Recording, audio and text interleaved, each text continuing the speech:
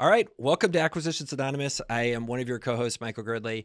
We are back this week with another episode of our War Stories format, and that is where we bring on somebody that we think has experienced some cool stuff and is thinking about it in a neat way, and tells us what they learned from those experiences. So ideally, this is meant to be really relevant to folks that are buying, selling, operating businesses. And today we have a great guest. Me and my co-host, Bill D'Alessandro, are happy to welcome Joe Cassandra, who is here today. And Joe, we're just so excited for you to be with us. Yeah, I'm super excited. I love following both of you, and yeah, looking forward to it. Cool. Well, excited to learn from you today and learn from your experience. Before we kind of dive into the two topics we want to run with you with, why don't you take about a minute, introduce yourself, and tell us tell us what you do and how you got to where you are today.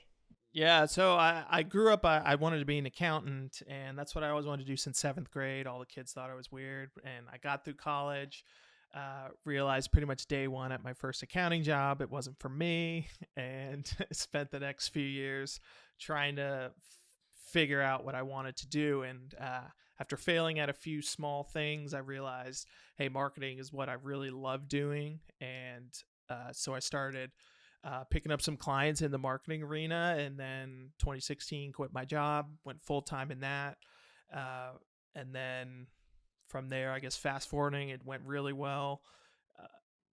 Started a real estate company with my wife. One of my clients that I had for many years wanted me to come on to help them with their marketing, and so I came on in 2019 as an executive. We forexed the business in 2 years, and then we sold it last year.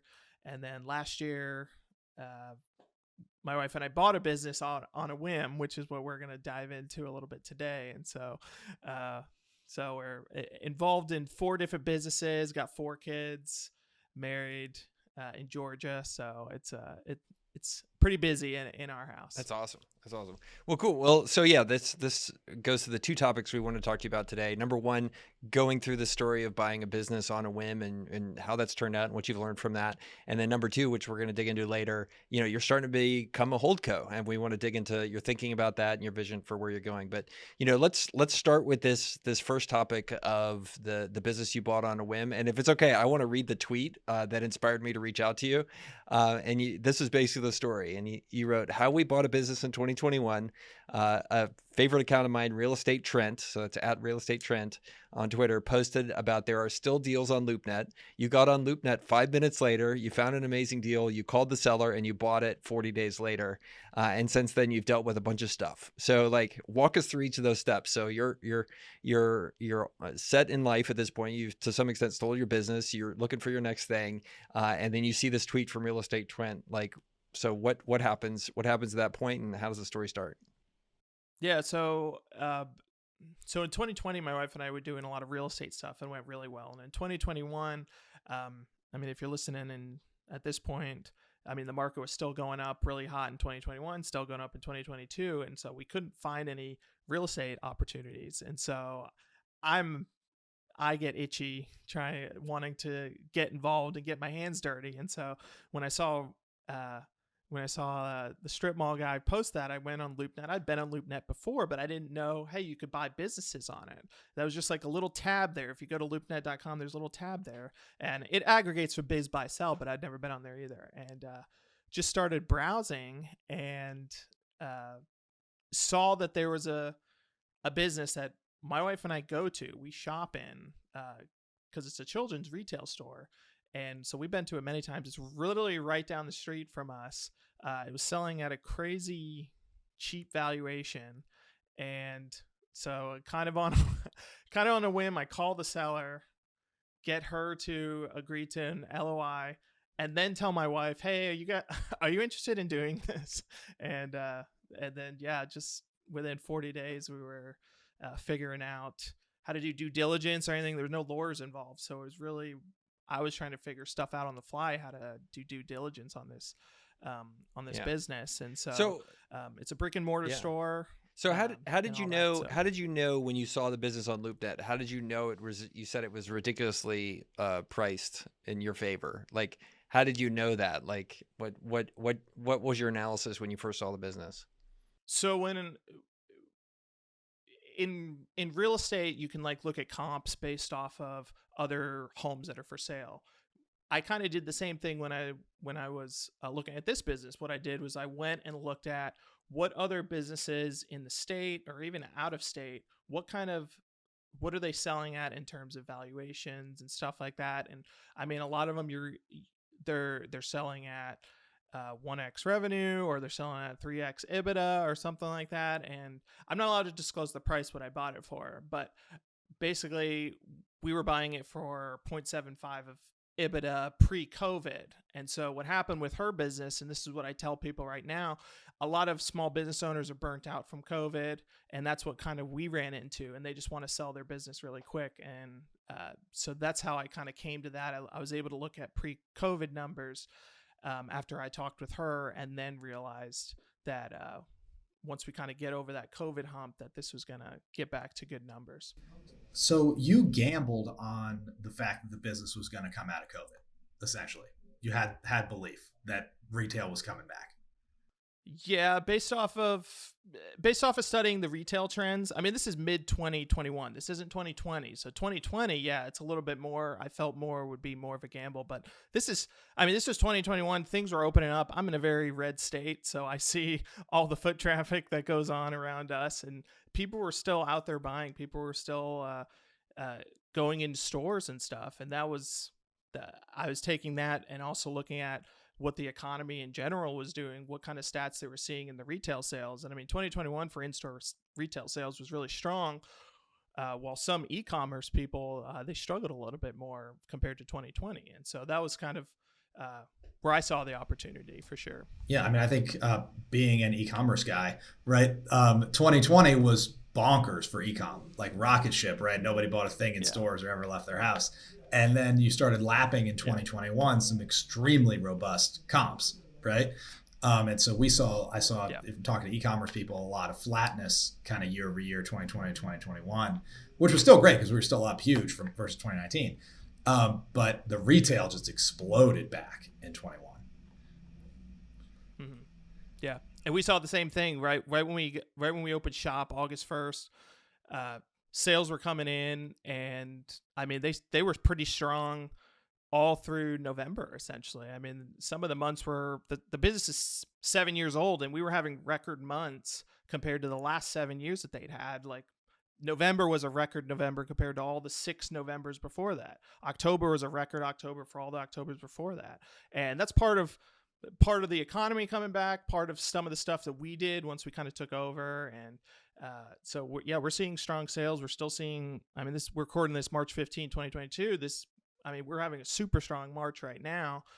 So, I mean, we're seeing that trend still going. People are still going in store. So it sounds like your first step was you found a business you knew well and you actually loved, which was great. And you have 4 kids, so it was in your wheelhouse. It was near your house, so that had a lot of positive to it. And then you did those are kind of the qualitative things, right? And then you also thought from a macro standpoint, the economy's coming back, and this business is going to be poised to do well, being in Georgia, right, where you're more likely to be open than closed. And then you did it sounds like a rough back of the envelope valuation of the business. Like, how did you go through kind of doing the next step of like evaluating the business in terms of return on investment and mitigating risk and all that kind of stuff? What were your next steps after you called the owner at that point?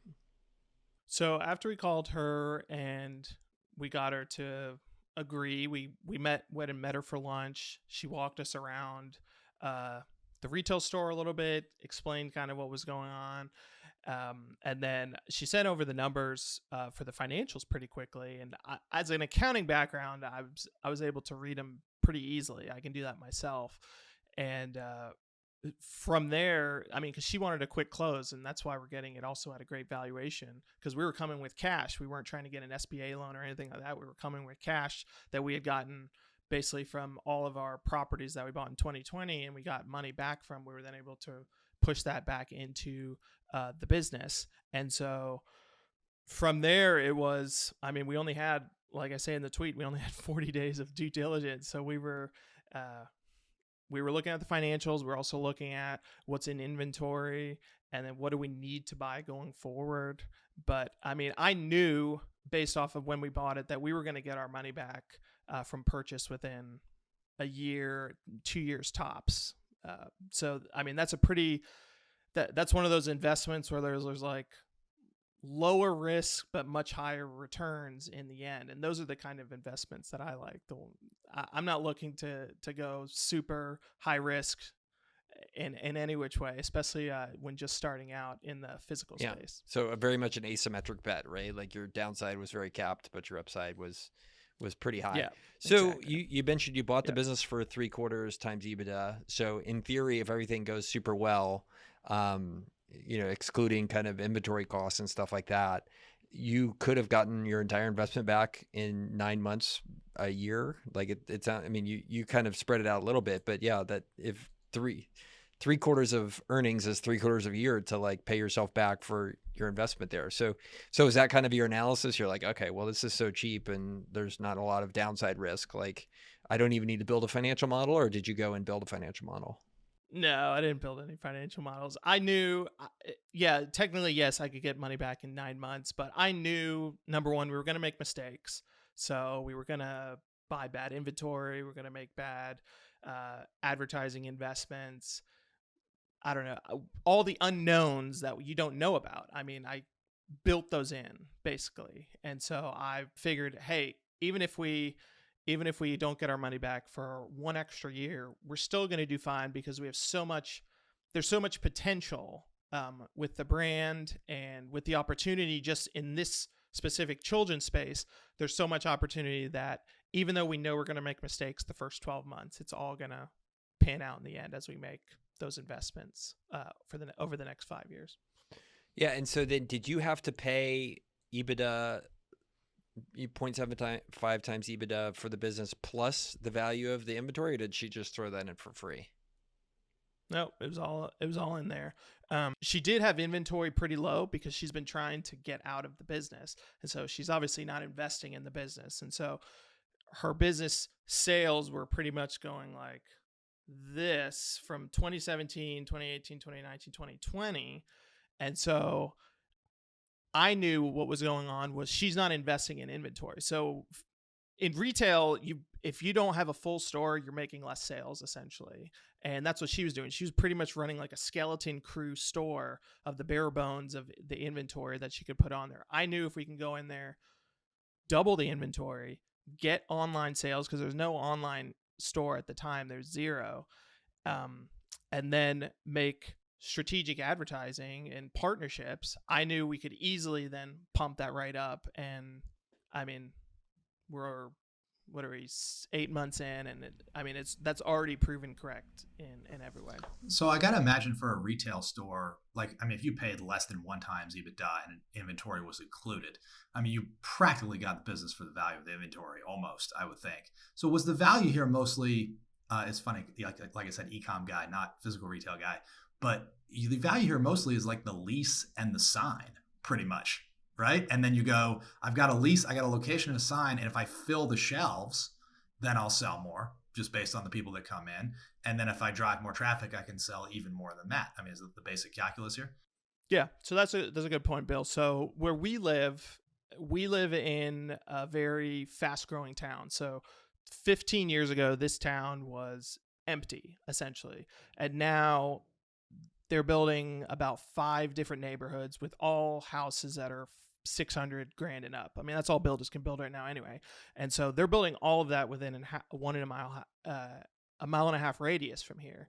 I also knew that because we're like on a corner pretty much. So we're kind of tucked in a corner of it. But I knew, and I recommend people always read your local paper because you're always going to find these little tidbits. I knew that the big store in front of us was going out of business, or they're moving. So they're going to tear that all down and create more parking, more attractions and stuff like that. So it's going to draw even more foot traffic to our area.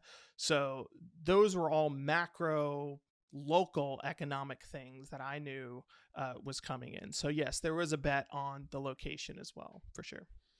So you close on the business 40 days later. like you're de-risking it the hell out of it because it's cheap and you feel like you have inside information, and that's wonderful. Those are two great ways to de-risk something. So now you own a children's boutique in your town. What happens next? Like, surely not everything went perfect from there. No, of course not. We make plenty of mistakes. Yeah, tell us about it. That's what these war stories are all about. So a few of the mistakes. So one of the things she hid from us was she owns a couple brands. She owns a couple stores of different brands. So she sold just this brand and then has other stores for women's clothes and for jewelry and stuff like that. And what I found out later was she rolls all those up into a HoldCo, I guess you could say. And she passes some of those expenses onto she puts them on the HoldCo P&L and doesn't trickle them down to the P&L. So I found some of those hidden expenses that I'm paying for a little bit. So that was something that she hid from us. So just to pause there. So why do you think you didn't find that in diligence? Was that just because she wouldn't show us the P&L of her HoldCo? She would only show us the P&L of the store.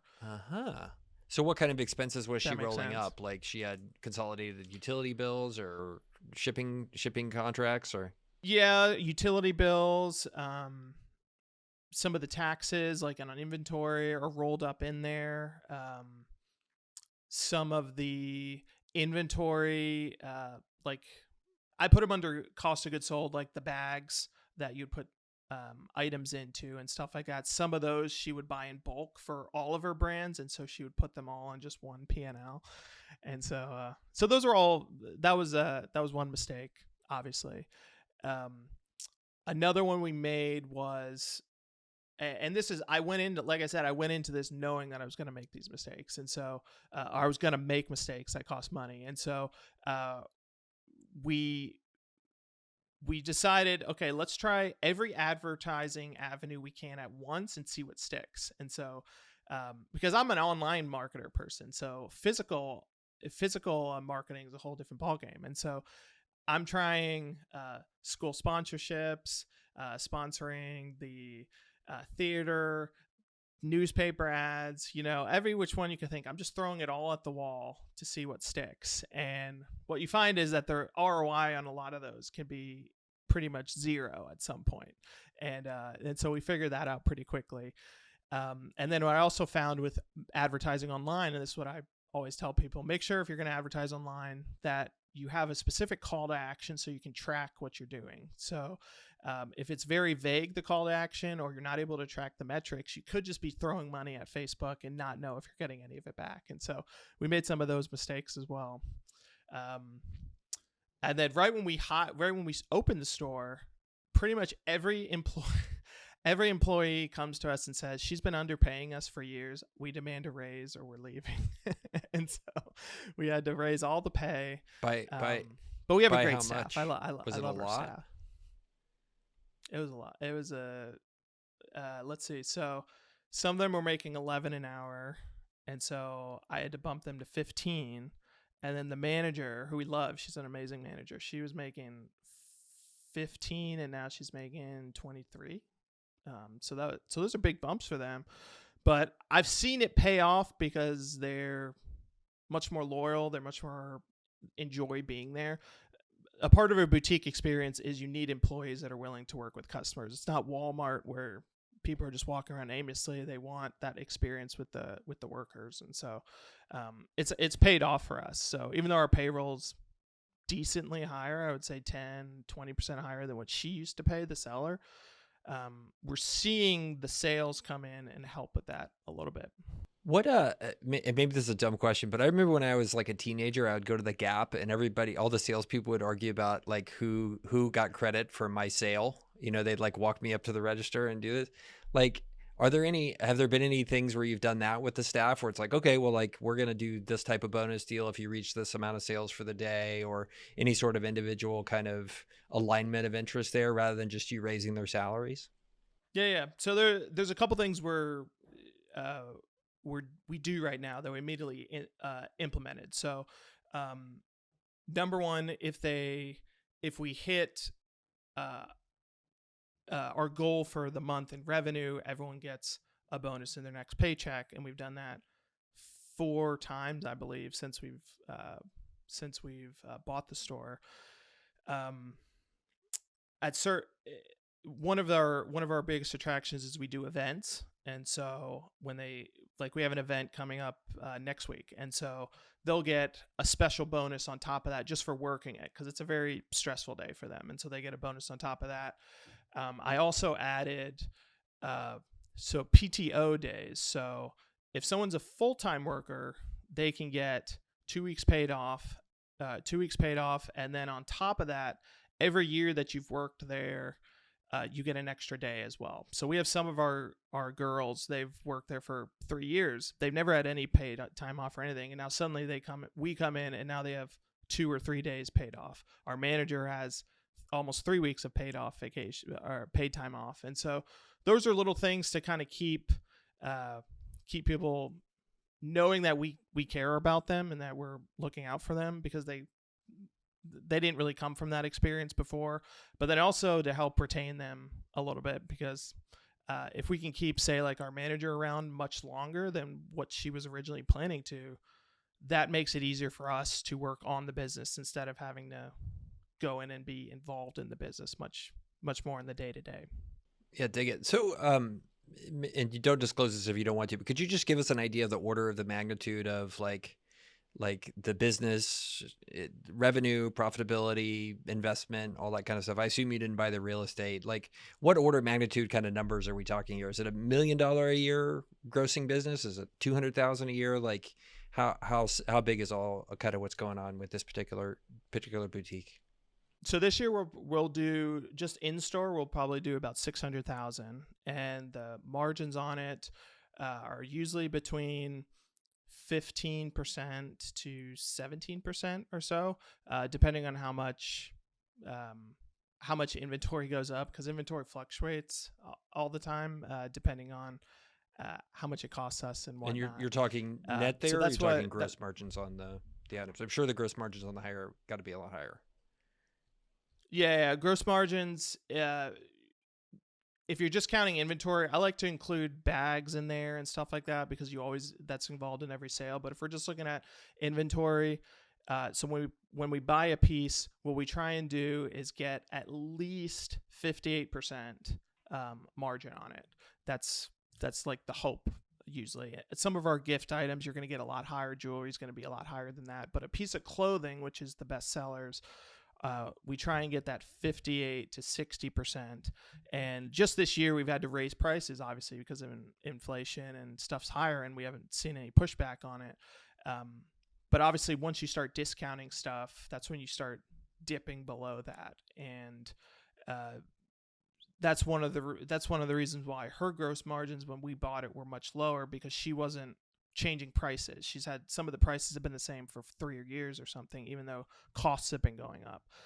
And so that's our in-store. And then in the next month or so, we're in transition. We're going to open our online store, and that should add a nice, decent chunk to our business. Yeah. Well, it sounds like you're just kind of putting the numbers together, going to make high 5 figures from this year, hopefully, and hopefully more in the future as you kind of grow it. What amount of time are you spending? Say, what percentage of your focus? And is your wife running the business, or are you running the business? Like, how are you guys actually like CEOing this particular boutique? Yeah. So my wife and I, we're split 50-50. So what she's involved in a lot of the buying, like what styles are in and stuff like that. She'll also work on the events with the staff and whatnot. My role is more back end, I guess you could say. So I work on any marketing pushes that we have, the email marketing. I also obviously do the finances and watch the margins and stuff like that. And then on top of that, I'm also any sort of, like right now we're changing our POS system so that our POS in-store can sync to our online store that we're opening. And so that's kind of my thing. So I handle all those pieces. So in terms of day-to-day, that's not our in-store manager is. taking care of a lot of that, which takes a lot of it off our plate, which is also why we want to keep her happy and pay her well and all that. So she kind of takes care of all that stuff while we're trying to grow the business from the back end. That's great. I have one more question, but before we leave this topic, Bill, do you have any questions? No, keep it rolling. Cool. So one final question, then I'd love to get on to the HoldCo stuff. What advice would you have for anybody looking to replicate your journey? Like based on what you've seen and what you see people making mistakes potentially that should be doing what you're doing, like what advice would you have for listeners around that? I mean, see, I came in because I had other business ventures that I was able to then take that money and invest it into another business. And so I like that route, that I was able to kind of profit to invest somewhere else. I know someone starting from scratch that doesn't have money to invest in a business. It's going to be a little bit harder to secure that funding. But I mean, in terms of buying a business, I mean, I'm still new at it. So, I mean, I make a lot of mistakes on it, but I would say at least make sure you know your numbers pretty well up front. And then treating our staff well has helped a lot. And so, I mean, a lot of people, they want to come in and they start cutting expenses right away. But right when we started, we needed the loyalty of the staff to help us, because this was a whole new venture for us. We needed them to teach us like how this business runs. And so, I mean, I guess you could say it comes down to the people, and you got to take care of them for sure. Even if it costs you a little bit up front. I think you got to take care of them. That's so huge. I mean, one of the things we try to do, if at all possible, if you can come in on day one and say, "Hi, I'm the new owner, you're all getting a raise," that will go so far. And so many, even if it's nominal. Exactly what we did. Right? Yeah. I mean, I think the other thing I heard from you is, you look back at what the success is for every single private equity deal, and this was a micro private equity deal. Like the number one determining factor is the price you pay, like every single time. Like, and you can overpay, you can underpay. And then what you do, execution is great, but the determining factor, you just got to buy it right. And that's so impressive. So kudos to you. Thanks for sharing that. Hopefully that's inspiring to other folks. So we're going to do a word from our sponsor right now. So in our never ending quest to have our podcast break even, we'll cut to a sponsor live read here. And then when we come back, we're going to talk to Joe about how he's building his own personal holding company, because that is hot on the internet right now. And we want to understand how he's thinking about it and what we can learn from what he's doing. All right. Welcome everybody to a fun little snippet that we're doing. This is Mill Snell, one of the co-hosts for Acquisitions Anonymous, and we have a use case to talk about today. I'm joined by Dylan Scroggins from Fleetio. Dylan, how's it going, man? Mill's doing well. How are you? Good. Dylan and I met through SMB Twitter, and like a typical SaaS guy, he hooked me, and I'm on a recurring monthly membership right now for Classic. Fleetio. Yes, I love it. Dylan, tell us about Fleetio and what it is you guys do. Yeah, so Fleetio is a fleet management software that helps organizations track, analyze, and improve their fleet operations. What does that mean? All those pen and paper and Excel sheets you have for inspection reports, maintenance, work orders can now be uploaded in a cloud-based platform and a mobile app. All right, Dylan, you got some questions for me. AquaSeal, the roofing company that I own, we are a Fleetio user. So fire away and don't hold back. Don't hold any back. No, I appreciate it. You don't hold back either. My kind of main question was just what pains did you have besides an annoying SaaS sales guy blowing you up on Twitter? For the record, I didn't blow you up too much. But I was just curious. I'm always interested to hear what pains did you have, whether you knew them or not knew them, that caused you to even consider a move to a fleet management software? Yeah. So AquaSeal, we have about 50 pickup trucks and then a handful of other, rolling stock, telehandlers, forklifts, dump truck, semi, those kind of things. And we were tracking I say tracking in air quotes because I don't know that we were really tracking anything. We had paper notebooks, we did, twice annual vehicle inspections and tried to make sure we had mileage updated. We used fuel cards, but, not a lot of, not a lot of seamlessness between the different functions. And we were, basically whenever a truck had a problem, we have in-house maintenance, which I know Fleetio works both ways, but anytime a truck had a problem, we take it to our mechanic. He would try and do as much repair as he could, as fast as he could, and get that truck and that crew back out on the road. But we really didn't have any analytics about, what's the cost per mile? What's the fuel efficiency per mile that we're getting on this truck? How are we making sure that we stay on top of, inspections and turnaround repairs quickly? So we had just a kind of a rat's nest of a fleet situation, and we were just through sheer grit trying to push it forward. All right, Dylan. Well, man, thanks for being here and being willing to chat about this, and really appreciate Fleetio sponsoring the podcast and being able to do this kind of in-depth combo. Yeah, no, we appreciate it. And, Fleetio, we are doubling down the SMB space, anything pest control, construction, HVAC, whatever. We're all about it. So anything less than 100 vehicles or even over 100 vehicles, we have a mid-market space as well, but we're across all industries and actually in 80 different countries. So for all your global Acquisitions Anonymous listeners, tell them to give us a ring. And, if they mention this podcast, we'll see what we can do for them. Awesome. Thanks, Dylan. Awesome. Thanks, Mills. Sure. Yeah. I mean, I'd love to hear. So, Joe, if you could just so how does the retail store and the online stuff fit into your HoldCo strategy? So pretty much what we want to end up doing is, so we have our brand here, and then figure out what other brands that can complement it, essentially. So is there jewelry? Is there other small retailers that we can take over that can feed into it in some way? I mean, we even looked at like a daycare or something like that to kind of feed customers, or a dance studio or something like that.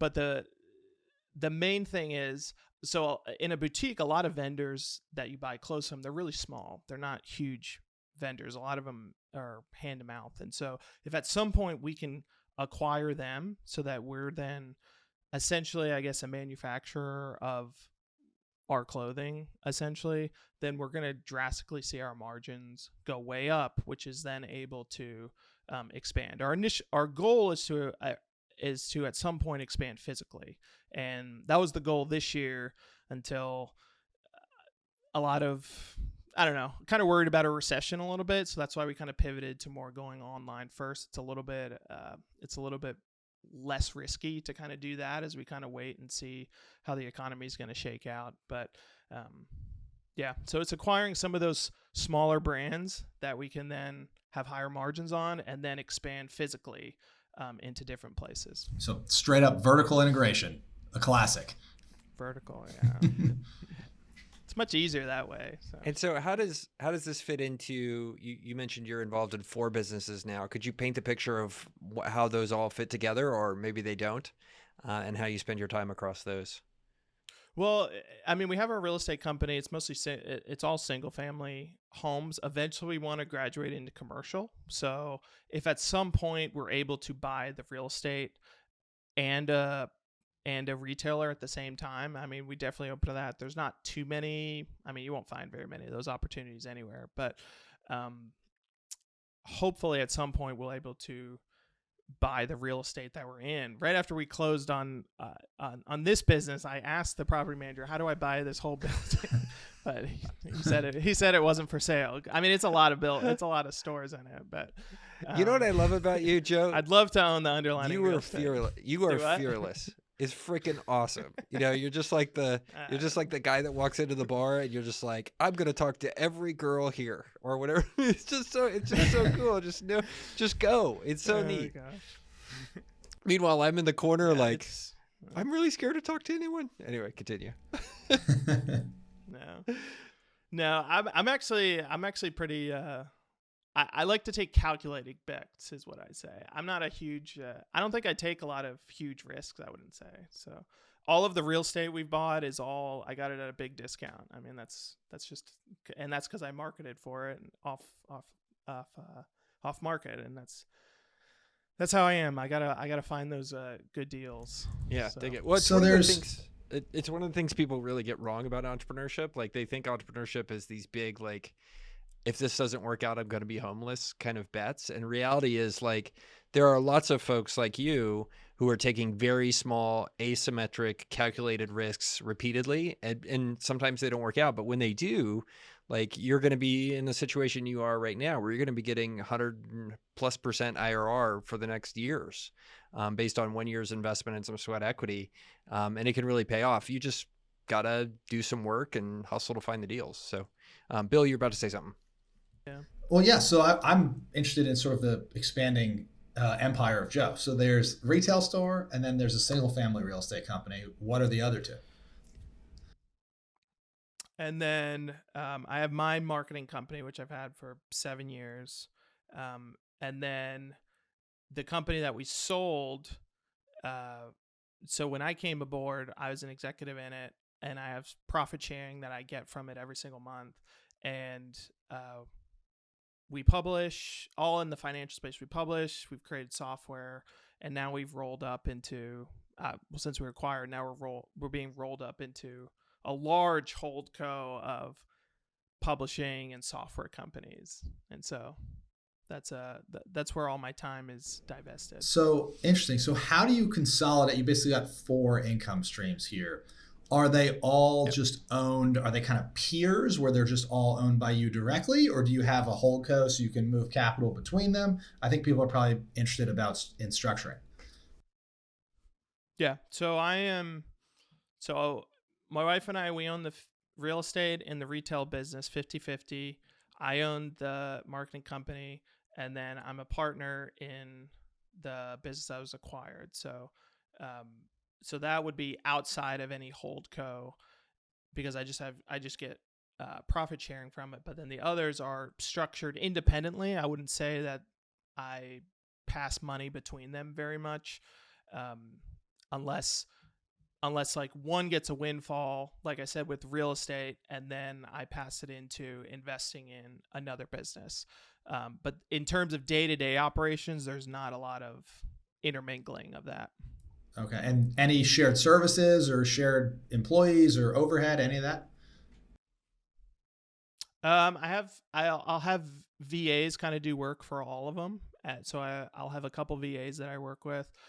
They'll kind of do some research for one. They'll crunch some numbers for another, and whatnot. But in terms of shared offices or anything like that, no, I wouldn't. None of that. And what is your vision as it grows? Because the real estate portfolio is pretty passive. So, I mean, it's just handed off to a property manager. Okay. And what's your vision as it grows? I mean, does it, if you buy a brand, do you try to put that inside of the same LLC that owns the retailer? Do you just continue splitting it 50-50 with your wife or owning it directly until you've got just Joe at the top of the org chart and a million different direct investments? How do you think about layering it? Yeah, so the retail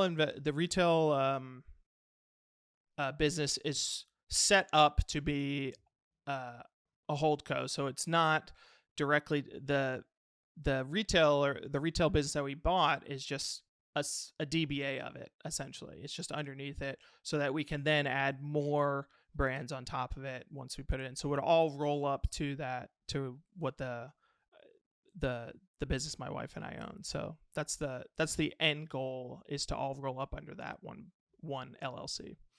So, I think I'm sure everybody listening has their own opinions on retail, right?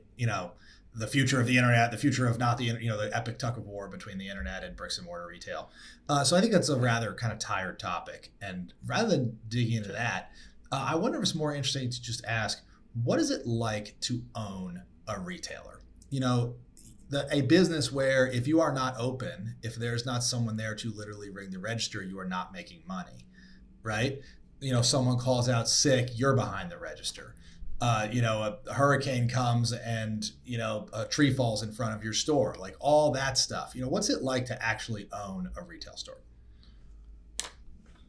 It's the hardest part of owning a retail store is the cash flow piece of it, because every time you're getting a windfall to sell inventory, you then have to start paying for the next inventory. So like we're buying inventory right now, not just for summer, but we're also buying it for fall at the same time. And so you got to plan ahead your cash flow in that regard. And so that's a little bit tricky because you have Walmart. I mean, they have huge leverage with their vendors. They can do net 90 terms if they want to. When you're a smaller retailer, you don't have that kind of leverage. And so sometimes you have to pay for inventory when it ships, and then it ships to you, and then it's sitting in our storage unit, or it's sitting in the back or something like that. And that's one of the reasons why we're going online, to be able to get kind of that relief valve, is how I like to explain it. It's a way to get stuff that's not out on the floor because there's no room or anything like that, and be able to actually start pushing to get that money coming in faster, because that's how you grow. You have to get that money coming in faster. If you're paying for inventory now, but you're not getting that dollar back in 60 or 90 days, it's really hard to then invest in something. And so in terms of the employee side of it, my motto with hiring people is I'm never going to try and cut costs with our employees, ever. It's never going to happen. I'm never going to cut their hours. I'm never going to cut anything. I actually I push them to go for more hours, or push to ask for more in raises and stuff when they reach certain milestones and whatnot. And so my manager, she'll say, hey, I just met this person, but I don't think I have enough room. She's great, but I don't know if we have enough room on the staff. I say, just hire her. We will figure it out. In this environment, you just got to, if you find a good person, you just got to run with it, and you figure it out later. And so no, in retail, there's usually a lot of turnover, but we have a staff of about 10, and we haven't lost anyone. Everyone stays, and everyone's excited to be there. And so when you say, hey, you have to go and do the register if someone calls out sick, it's like, no, we've gotten enough people that they're all excited to be there, that they all work with each other. That's never happened. I've never checked anyone out. My wife will only check people out if she's bored and wants to go hang out in the store for a little bit, but we're not ever having to be that hands-on day-to-day people, which is what we want, so that we can focus on the big stuff. I have a game that I play with my wife, which I think she doesn't think is very fun.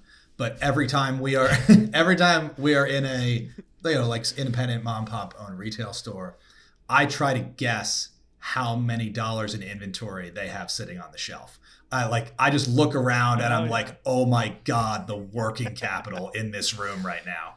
Right. Yeah. Especially if you go into like one of those like really well done toy stores where it's just like floor to ceiling toys, like wall to wall to wall. And like, those are the best stores to shop in, like a really cool experience. But I just walk in, I'm like, oh my God, there are millions of dollars right on these shelves. And how are they financing it? This is their entire net worth, probably, right? Is of the owner is sitting here, right here on the shelves. So like I said, my wife thinks it's stupid, but I torture her every time. Like how you think this is 500,000 of toys or whatever, or plants or whatever store we're in? She's like, oh my God, I'm divorcing you. But it's so much fun though to own it, that because especially when you're in like our town, now people know who we are. They know like, oh, those are the people that own that store, and we love going there. The staff are so nice. You put on great events, and so you suddenly become a fabric of the community a little bit. And yeah, I mean it's a lot different than doing like a service business. A service business, you're getting cash right away, and all you're managing is contractors. But I mean, I do a little bit of I kind of balance it a little bit, and so I enjoy it. I think it's a lot of fun. Super cool. Good. Super good. Well, Joe, thanks for being here. You killed it. I really appreciate you talking about your journey to buy the business and how you're putting together a HoldCo. So hopefully all the nerds that listen to this that want to get into the HoldCo can see how you're approaching it. And it's not as risky and crazy as you think. You just get into one business, and then you get into a second business, and you get into a third business, and maybe keep going after that. So thanks again for being here. Great job. Thanks, guys. Thanks, guys, for having me. I appreciate it.